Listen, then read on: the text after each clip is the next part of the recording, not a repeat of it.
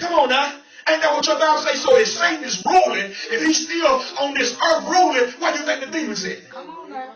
But the church wants to say, oh, I don't believe in no demons. I don't believe in all that. So what's Satan at? Come on there. What's Satan at? Huh? But the church don't want to believe ain't no demons. But what's Satan at? You think he's sitting back somewhere to recline or sitting back chilling? Waiting on Jesus to return? Jesus. Huh? And we just saying, well, they just me. They just I just had this feeling. I always liked the boys. I remember when I was in the 3rd grade, I liked the boys. How the devil come on. Well, you know, I always was attracted to girls. Well, you know what? Well, it was always in my family. My dad, he was a homeowner, so that's why I'm like that. Come on now. Excuses. Trying to make excuse for the way that you are. Now, baby, you dealing with your flesh. You dealing with demons. Kill it and die. Kill it and die. Deal with it. Get in that word and deal with it. Because see, my Bible tell me, and it should tell you, this is not God's order. This is not God's intent.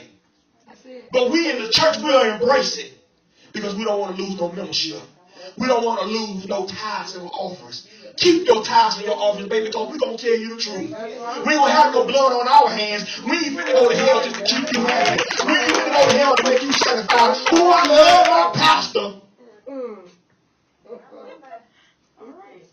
And your pastor saying, you all right, baby. God know.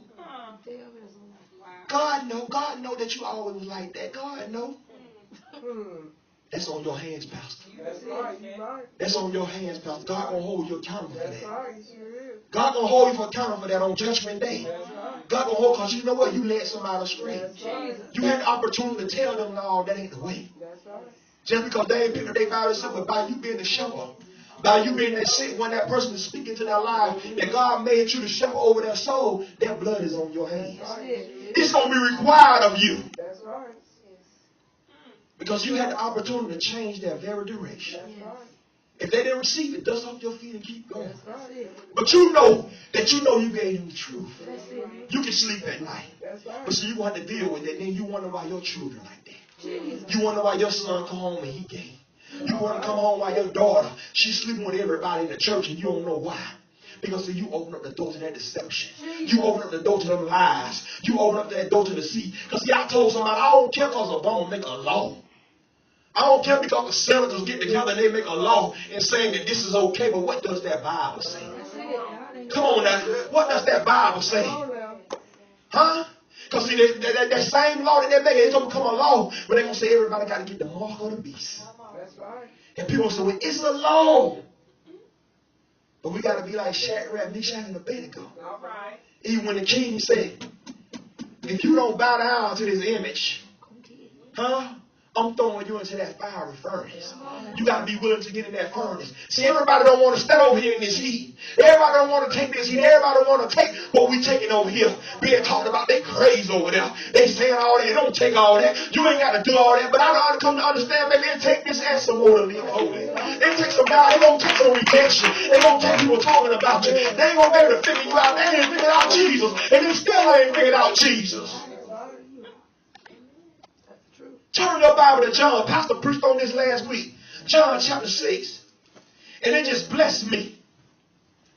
John chapter 6 and verse 60.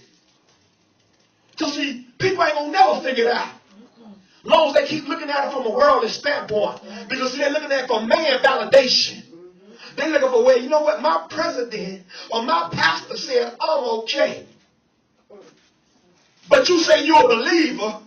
So they don't say your Christianity needs to be questioned. If you say who you are, it sounds like to me Obama is your God. It sounds like to me your pastor is your God. Because it says here in verse 6 in chapter 6 in St. John, it says when the disciples, come on now, we are the disciples. We are the disciples of 2013. He said when they heard this saying, he said many of them said, it is a hard and difficult and strange saying.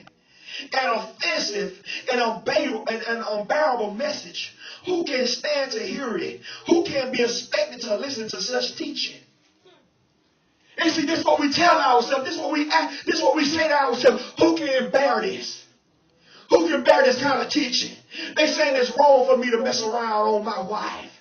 They saying that it's wrong for me to be stealing on my job. They saying that it's wrong for me to be walking around here stirring up mess. They saying that it's wrong. No, it ain't me saying it. It's the word.